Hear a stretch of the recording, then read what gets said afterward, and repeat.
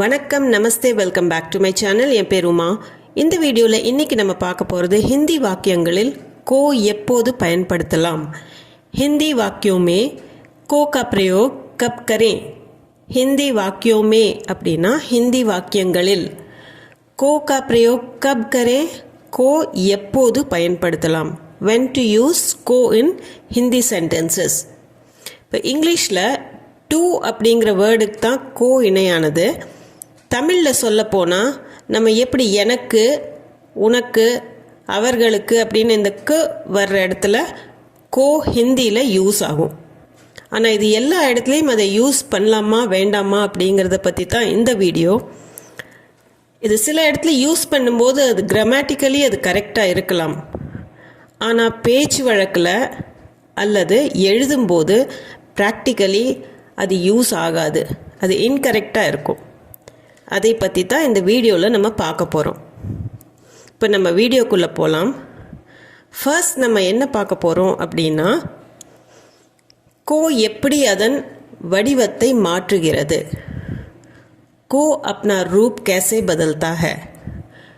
கோ அப்படிங்கிற வேர்டு வடிவம் அப்படின்னா ரூப், அப்னா ரூப் அப்படின்னா அதன் வடிவம், கேசே எப்படி, பதல்னானா மாறுறது, பதல்தாக மாற்றுகிறது, தன்னோட வடிவத்தை எப்படி மாறுது, கடைசியில் கோ வருமா இல்லை வேறு ஏதாவது வருமா அப்படிங்கிறத தான் பார்க்க போகிறோம். கோ அப்னா ரூப் கேசே பதல்தாக. இதில் பார்த்தீங்கன்னா நான் அப்படிங்கிறது மே ஹிந்தியில், மே கூட கோ சேர்த்துனா மேரே கோ அப்படின்னு வரணும், எனக்கு அப்படிங்கிற அர்த்தத்துக்கு. எனக்கு அப்படின்னா மேரே கோ. ஆனால் எப்பவுமே மேரே கோ அப்படின்னு சொல்லக்கூடாது, முஜே அப்படின்னு தான் சொல்லணும். நான்கு மே, எனக்கு அப்படிங்கிறதுக்கு முஜே. மேரே கோ பேச்சு வழக்கில் அது சொன்னாலும் அது கரெக்ட் இல்லை, முஜே தான் கரெக்டு. எனக்கு, முஜே. அடுத்தது பார்த்திங்கன்னா நீ. நீக்கு தும்மும் இருக்குது, தூணும் இருக்குது. தூ அப்படிங்கிறது சின்ன குழந்தைகளுக்கோ இல்லை வயசில் ரொம்ப கம்மியாக இருக்கிறவங்களுக்கு ரொம்ப மரியாதை இல்லாமல் பேசும்போது தூ அப்படிங்கிற வேர்டை யூஸ் பண்ணுவோம். தும் அப்படிங்கிறது வயசில் சின்னவங்களாக இருந்தாலும் கொஞ்சம் மரியாதையாக பேசுகிறதுக்காக தும். இப்போ நீக்கு தூ அல்லது தும். உனக்கு அப்படின்னு அந்த கு சேர்த்து வரும்போது உனக்கு, அது தும்கோ அப்படின்னு, தூ और तुम ப்ளஸ் கோ, தும்கோ. உனக்குன்னு சொல்லும்போது அது தும்கோ அப்படிங்கிறது அந்த கோ மாறுபட்டு துஜே அல்லது தும்ஹே அப்படின்னு மாறும். தூ அப்படி மரியாதை இல்லாமல் பேசுகிறவங்களுக்கு துஜே அப்படின்னு சொல்கிறது. தும்க்கு தும்கோ இல்லாமல் தும்ஹே அப்படின்னு சொல்லணும். அந்த கோ வராது, மாறி தும்சே ஆர் தும்கோ அப்படின்னு மாறிடும் அது. அடுத்தது பார்த்திங்கன்னா நாங்கள், ஹம். நாங்களுக்கு ஹம். எங்களுக்கு அந்த கு அப்படிங்கிறது கோ யூஸ் பண்ணணும். ஹம் ப்ளஸ் கோ ஹம்கோ அப்படி ஆயிரும். ஆனால் ஹம்கோன்னு சொல்லாமல் ஹமே அப்படின்னு சொல்லணும். ஹம்கோ அப்படிங்கிறது கிராமர் வைஸ் கரெக்டு தான், பட் பேச்சு வழக்கில் நம்ம சொல்லும்போது ஹமேன்னு தான் சொல்லணும், ஹம்கோன்னு சொல்கிறதில்ல. எழுதும்போதும் ஹமேன்னு தான் சொல்லுவோம். ஹம்கோ ஹமேன்னு தான் மாறிடும் அது. அடுத்தது அவனுக்கு அல்லது அவளுக்கு ரெண்டுக்குமே உஸ்கோ அப்படின்னு சொல்கிறதுக்கு பதிலாக உசே அப்படின்னு சொல்லணும். உஸ்கோ, உஸ்னே, உஸ்கோ அப்படின்னு எல்லாம் சொல்லும்போது ஊ வரும்போது தூரத்தில் இருக்கிறவங்கள குறிப்பிடுறோம். அப்போது உஸ்கோ அவனுக்கு, அவளுக்கும் அதே தான் உஸ்கோ. இது உசே அப்படின்னு மாறிடும், அந்த கோ வராமல் உசே அப்படின்னு மாறிடும். அதே மாதிரி இவனுக்கு இவளுக்கு இஸ்கோ இசேன்னு மாறிடும் அது. இதே மாதிரி அவர்களுக்கு மரியாதையாக சொல்லும்போதோ இல்லை பன்மையில் சொல்லும்போது அவர்களுக்கு உன் அப்படின்னு சொல்லுவோம். தூரத்தில் இருக்கிறவங்களுக்கு உன்ஹே. உன்கோ அப்படிங்கிறது அந்த கோ மாறி உன்ஹே அப்படின்னு மாறிடும். இதே கிட்ட இருந்தாங்கன்னா இவர்களுக்கு இன்கோ அப்படிங்கிறது இன்ஹே அப்படின்னு மாறும். இன்கோ இன்ஹேன்னு மாறிடும். அப்போ அவர்களுக்கு உன்ஹே, இவர்களுக்கு இன்ஹே. அடுத்தது பார்த்தீங்கன்னா ஹிந்தி பேசும்போது கோ எங்கே பயன்படுத்த வேண்டும், எங்கே பயன்படுத்த தேவையில்லை, அதை பற்றி தான் பார்க்க போகிறோம். हिंदी बोलते समय को का प्रयोग कहाँ करें और कहाँ ना करें. हिंदी बोलते समय அப்படின்னா ஹிந்தி பேசும்போது கோ கா பிரயோக், கோவோட பயன்பாடு, கஹான்னா எங்கே, கஹா கரே எங்கே பயன்படுத்துறது, और மற்றும் கஹா நா கரே எங்கே பயன்படுத்தக்கூடாது.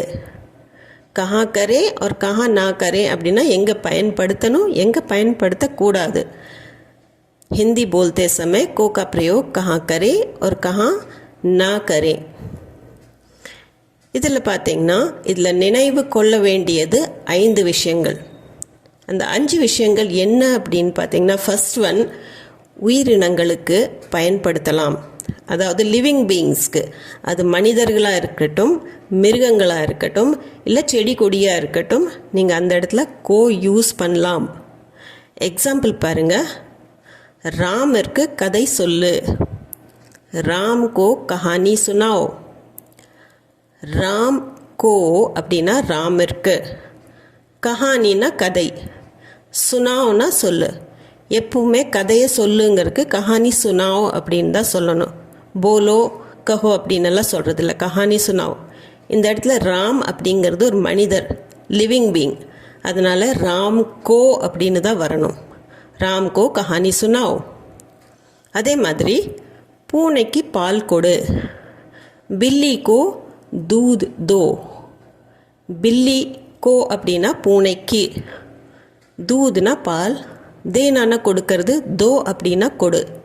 பில்லி கோ தூத் தோ. இதில் பில்லியும் உயிரினம்தான், மிருகம். So it's a living being, அதனால் பில்லி கோ தூத் தோ, கோ வரும் அதில், பில்லி கோ தூத் தோ அப்படின்னு சொல்லணும். அடுத்தது, செடிகளுக்கு தண்ணீர் ஊற்று, पौधों को पानी दो.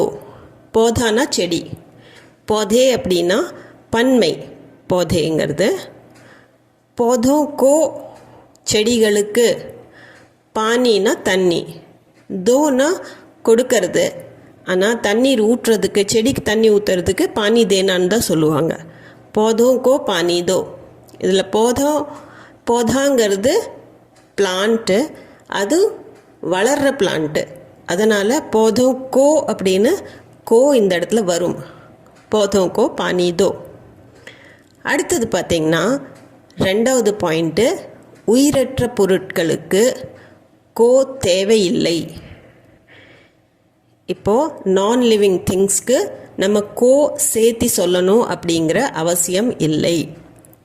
இதுக்கு நம்ம எக்ஸாம்பிள்ஸ் பார்க்கலாம். ஃபர்ஸ்ட் ஒன், புத்தகம் படி, புஸ்தக் படோ.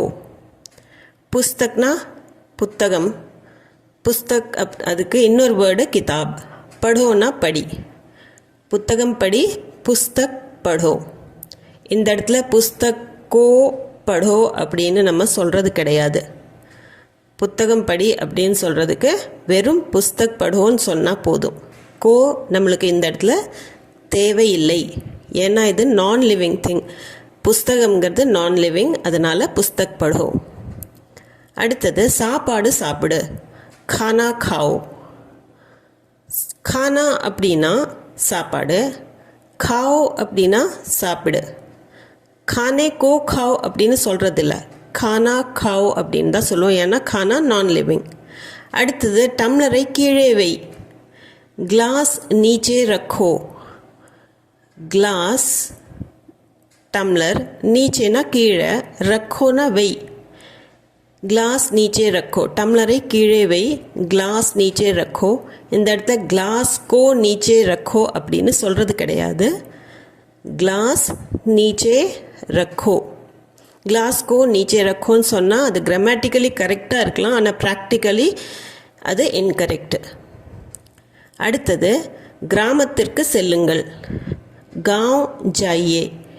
காவ் அப்படின்னா கிராமம், ஜாயே அப்படின்னா செல்லுங்கள். காவ் அப்படிங்கிறது ஒரு இடம்தான், அது நான் லிவிங் திங்காக தான் கருதப்படுது. அதனால் காவ் கோ ஜாயே அப்படின்னு நம்ம சொல்லக்கூடாது, காவ் ஜாயே அப்படின்னு தான் சொல்லணும். கிராமத்திற்கு செல்லுங்கள், காவ் ஜாயே.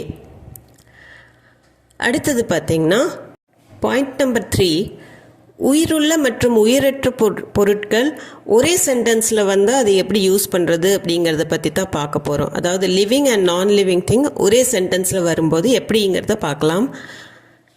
ஷாமுக்கு அழைப்பிதழ் கொடுங்கள். ஷாம் கோ நிமந்திரன் பத்ர தீஜியே. ஷாம் கோ ஷாமுக்கு, நிமந்திரன் பத்ர அப்படின்னா அழைப்பிதழ், தீஜியேன்னா கொடுங்கள், தேனான்னா கொடுக்கறது, தீஜியே அப்படின்னா கொடுங்கள். ஷாம் கோ நிமந்திரன் பத்ர தீஜியே. இந்த இடத்துல ஷாம் வந்து ஒரு உயிருள்ள ஒரு மனிதர், அதனால் ஷாம் கோ. நிமந்திரன் பத்ர அப்படிங்கிறது உயிரற்றது, அதனால் அது கூட நிமந்திரன் பத்ர கோ தீஜியேன்னு சொல்லக்கூடாது. ஷாம் கோ நிமந்திரன் பத்ர தீஜியே அப்படின்னு சொன்னாலே போதும். ஷாம் கோ நிமந்திரன் பத்ர தீஜியே. இந்த இடத்துல ஷாம் கோ நிமந்திரன் பத்ர கோ தீஜியே அப்படின்னு சொன்னால் அது கிராமர் கரெக்டாக இருக்கும், ஆனால் ப்ராக்டிக்கலி அது இன்கரெக்டாக இருக்கும். நம்ம எழுதவும் கூடாது, சொல்லவும் கூடாது. ஷாம் கோ நிமந்திரன் பத்ர தீஜியே தான் கரெக்ட். அடுத்தது நோயாளிக்கு மருந்து கொடுக்கவும். ரோகி கோ தவா தே. ரோகினா நோயாளி, ரோகி கோ நோயாளிக்கு, தவானா மருந்து. ரோகி கோ தவா தே நோயாளிக்கு மருந்து கொடுக்கவும். ரோகி கோ அப்படிங்கிறது, ரோகிங்கிறது ஒரு மனிதர், நோயாளி, அதனால் கோ வந்திருக்குது. தவா அப்படிங்கிறது மருந்து, அது உயிரற்றது, அது கூட கோ வரல. தேனானா கொடுக்கறது. இப்போ ரோகி கோ தவா தே. நீங்கள் ரோகி கோ தவா கோ தே அப்படின்னு சொன்னால் grammatically correct, but practically incorrect. ரோகி கோ தவா தே, ரோகி கோ தவா தே, இதுதான் கரெக்ட். அடுத்தது வாடிக்கையாளருக்கு அரிசியை காட்டவும். கிராஹக் கோ சாவல் திகாவோ. கிராஹக் கோ அப்படின்னா வாடிக்கையாளருக்கு, கிராஹக்னா கஸ்டமர், சாவல்னா அரிசி, திகாவோனா காட்டவும், திகானா காட்டுறது, திகாவோ காட்டவும். கிராஹக் கோ சாவல் திகாவோ, வாடிக்கையாளருக்கு அரிசியை காட்டவும். கிராஹக் கோ சாவல் திகாவோ. இந்த இடத்துல கிராஹக் வந்து கஸ்டமருங்கிறது மனிதர், சாவல் வந்து உயிரற்றது, அதனால் சாவல் கோ திகாவோ அப்படின்னா grammar correct, but practically incorrect. So கிராஹக் கோ சாவல் கோ திகாவோ அப்படின்னு சொல்லக்கூடாது. கிராஹக் கோ சாவல் திகாவோ, கிராஹக் கோ சாவல் திகாவோ. வாடிக்கையாளருக்கு அரிசியை காட்டவும், அதுக்கு கிராஹக் கோ சாவல் திகாவோ, கிராஹக் கோ சாவல் திகாவோ.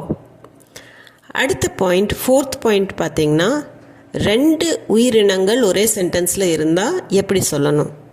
2க்கும் கோ தேவைப்படும், ஏன்னா உயிரினத்துக்கு கோ கண்டிப்பாக அவசியம். ஸோ 2 உயிரினங்களுக்கு எப்படிங்கிறத சென்டென்ஸ் மூலமாக பார்க்கலாம். குழந்தையை அம்மாவிடம் கொடுங்கள். பச்சே கோ மா கோ தீஜியே. பச்சே கோ, பச்சானா குழந்தை, பச்சே கோ அப்படின்னா குழந்தையை, மா கோ அப்படின்னா அம்மாவிடம், அம்மாவுக்கு, தீஜியே கொடுங்கள், தேனானா கொடுக்கறது, தீஜியேனா கொடுங்கள். குழந்தையை அம்மாவிடம் கொடுங்கள். பச்சே கோ மா கோ தீஜியே. இந்த சென்டென்ஸில் பச்சா அப்படிங்கிறதும் லிவிங் பீயிங் தான், மா அப்படிங்கிறதும் லிவிங் பீயிங் தான். அதனால்தான் பச்சே கோனும் வருது, மா கோ அப்படின்னும் வருது. தீஜியே கொடுங்கள், குழந்தையை அம்மாவிடம் கொடுங்கள் அப்படிங்கிறதுக்கு பச்சே கோ மா கோ தீஜியே, பச்சே கோ மா கோ தீஜியே. அடுத்து இந்த சென்டென்ஸ் பாருங்க. நீ இப்போது செடிகளுக்கு தண்ணீர் ஊற்றக்கூடாது. அப் தும்ஹே पौधों को पानी नहीं देना चाहिए. அப்னா இப்போது, தும்ஹே அப்படிங்கிறது தும்கோ ஓட வேர்ஷன் தான், தும்ஹே கரெக்ட் வேர்ஷன் தான் அது, தும்ஹே. पौधों को அப்படின்னா செடிகளுக்கு, பானி தண்ணீர், नहीं देना चाहिए देना चाहिएனா கொடுக்கணும் नहीं देना चाहिएனா ஊற்றக்கூடாது அப்படிங்கிற அர்த்தம். ஏன்னா தண்ணி ஊற்றுறதுக்கு பானி தேனான்னு தான் சொல்லுவாங்க. செடிகளுக்கு தண்ணி ஊற்றுறதுக்கு பானி தேனா அப்படின்னு தான் சொல்லுவாங்க. नहीं देना चाहिए தண்ணி ஊற்றக்கூடாது. அப் தும்ஹே இந்த இடத்துல தும்ஹேங்கிறத தும்கோ அப்படின்னு வச்சுட்டா கூட தும் கூட கோ வருது. போதோ கோ அப்படின்னு போத அப்படிங்கிற பிளான்ட் கூடயுமே கோ வரும். பானி நஹி தேனா சாஹியே தண்ணீர் ஊற்றக்கூடாது. இந்த இடத்துல தும் கூடயும் கோ வரும், போதே அப்படிங்கிறது கூடயும் கோ வரும். ஏன்னா ரெண்டுமே லிவிங் பீயிங் தான். அப் தும்ஹே पौधों को पानी नहीं देना चाहिए. தும் கூட पौधे கூட ரெண்டு கூடையும் கோ சேர்த்திட்டா வரும். ரெண்டு லிவிங் திங்ஸ் இருந்ததுன்னா ரெண்டு கூடையும் கோ வரும். அப் தும்ஹே அல்லது தும்கோ பானி நஹி தேனா சாஹியே. அடுத்தது பார்த்தீங்கன்னா பாயிண்ட் நம்பர் 5ல் உயிரற்ற பொருட்கள் மற்றும் கோ. உயிரற்ற பொருட்களுக்கு கோ வருமா? இதை ஒரு விதிவிலக்காகவே நம்ம பார்க்கலாம். ஃபர்ஸ்ட் ஒன் பார்த்தீங்கன்னா சென்டென்ஸ், அந்த கிட்டாரை தொடாதே. உஸ் கிட்டார் கோ மத் छुओ. உஸ் அந்த, கிட்டார் கோ கிட்டாரை, மத் छुओ छूனானா தொடுறது, மத் छुओனா தொட வேண்டாம். உஸ் கிட்டார் கோ மத் छुओ. அப்போது இந்த இடத்துல உஸ் கிட்டார் கோ அப்படிங்கிறது கிட்டார் ஒன்று முதல்லையே வருது. ரெண்டாவது ஒரு பர்டிகுலர் திங்கை பாயிண்ட் அவுட் பண்ணி சொல்லும்போது, இப்போ அந்த கிட்டாரை நீ தொடாத அப்படின்னு ஒரு பர்டிகுலர் கிட்டார், எல்லா கிட்டாரையும் பொதுவாக சொல்லாமல் ஒரு பர்டிகுலர் இதே சொல்லும்போது அந்த கோ யூஸ் பண்ணலாம். உஸ் கிட்டார் கோ மச்சுவோ அப்படின்னு. உஸ் கிட்டார் கோ மச்சுவோ. அடுத்தது வானத்தை பார். ஆஸ்மான் கோ தேக்கோ. ஆஸ்மான் அப்படின்னா வானம், ஆஸ்மான் கோ வானத்தை, தேக்கோ அப்படின்னா பார். வானத்தை பார், ஆஸ்மான் கோ தேக்கோ. இந்த இடத்துல ஆஸ்மான்கிறது ஒரு யூனிக்கானது. ஒரே ஒரு வானம் தான் இருக்குது உலகத்தில், எல்லாருக்கும் ஒரே வானம் தான். அதனால் அது ஒரு பர்டிகுலர் திங் அப்படின்னு தான் அதை நம்ம எடுத்துக்கணும். ஸோ ஆஸ்மான் கோ தேக்கோ, அது மட்டும் இல்லாமல் ஆஸ்மான் முன்னாடியே ஒரு சப்ஜெக்ட் மாதிரி வருது. ஸோ ஆஸ்மான் கோ தேக்கோ, வானத்தை பார் அப்படிங்கிறதுக்கு ஆஸ்மான் கோ தேக்கோ. இப்போ இந்த சென்டென்ஸ் பாருங்கள். ஸ்பூனை தரையிலிருந்து எடு. சம்மச் கோ ஃபர்ஷ் சே உட்டாओ. சம்மச் கோ அப்படின்னு வருது. ஸ்பூனை, ஃபர்ஷ் சே தரையிலிருந்து, உட்டானா எடுக்கிறது, உட்டாओ அப்படின்னா எடு. சம்மச் கோ ஃபர்ஷ் சே உட்டாओ. சம்மச் அப்படிங்கிறது உயிரற்றது. இந்த இடத்துல சம்மச் கோ அப்படின்னு தான் வருது. ஏன்னா சம்மச் சப்ஜெக்ட் ஆட்டா ஃபர்ஸ்ட்லேயே வந்துடுது ஒன்று. ரெண்டாவது காரணம், எந்த ஸ்பூன் தரையில் விழுந்திருக்குதோ அந்த பர்டிகுலர் ஸ்பூன் எடுக்க சொல்கிறதுனால சம்மச் கோ ஃபர்ஷ் சே உட்டாओ அப்படின்னு வரும். அப்போது இந்த மாதிரி விதிவிலக்குகள் எல்லாம் சில இடத்துல வரும். ஸ்பூனை தரையிலிருந்து எடு, சம்மச் கோ ஃபர்ஷ் சே உட்டாओ.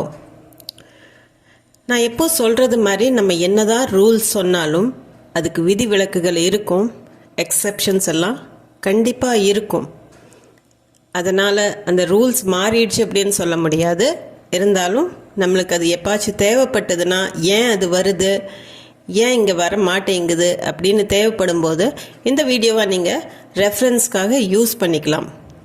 வீடியோ உங்களுக்கு யூஸ்ஃபுல்லாக இருந்திருக்கும்னு நம்புகிறேன். இது சம்மந்தமான டவுட்ஸ், கொஷன்ஸ், உங்கள் ஃபீட்பேக் எதுவாக இருந்தாலும் கமெண்ட் செக்ஷனில் கமெண்ட் பண்ணி சொல்லுங்கள். அது போக இந்த வீடியோ உங்களுக்கு பிடிச்சிருந்தா லைக், ஷேர், சப்ஸ்கிரைப் பண்ணிவிட்டு கண்டிப்பாக பெல் ஐக்கான் அமுத்திக்கோங்க. அப்போ தான் நான் போடுற வீடியோட நோட்டிஃபிகேஷன் உங்களுக்கு வந்து சேரும்.